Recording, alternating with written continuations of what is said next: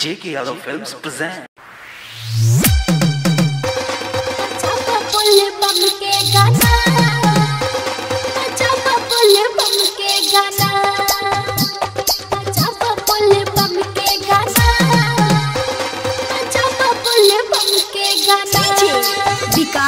JK Yadav Films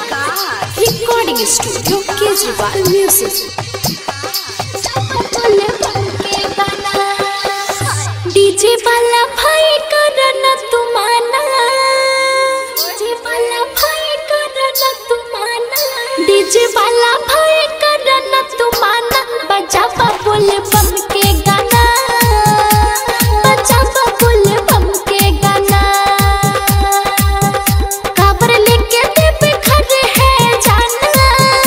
काबर लेके देव खड़े है जाना बजा बोल बम के गाना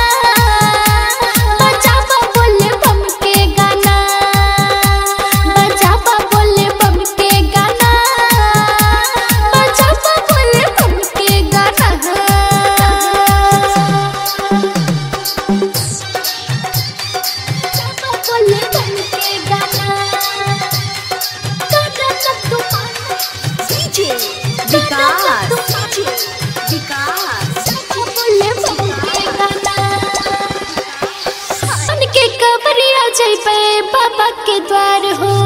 बाबा के द्वार हो बाबा के द्वार हाँ मन के कबरिया जैबे बाबा के द्वार हो करना रे नारी भोले बाबा के जयकार हो सुने छी बाबा के महिमा या पहाड़ छे पूजा में जुहुटले पुरसन सर छे भेले सावन में सब बाबा के दीवाना भेले सावन में सब बाबा के दीवाना बजा बोले बम के गाना बजा बोले बम के गाना बजा बोले बम के गाना बजा बोले बम के गाना JK Yadav Films बम के गाना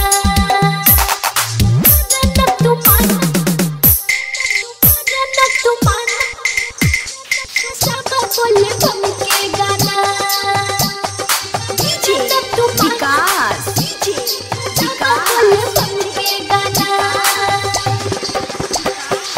सावन में भगतन के लागल या मेला हाँ सावन में भगतन के लागल या मेला रे सीताराज के गाना बजेला नाचे कवरिया झूमे मस्ती मगन में जाके छे सबके बाबा के चरणन में राइटर बाबा लोग के बात तू माना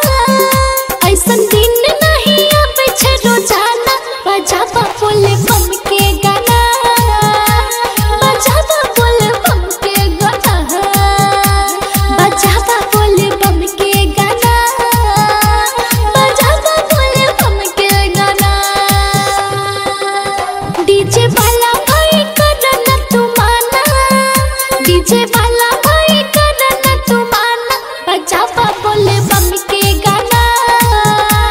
बजा बोले बम के गाना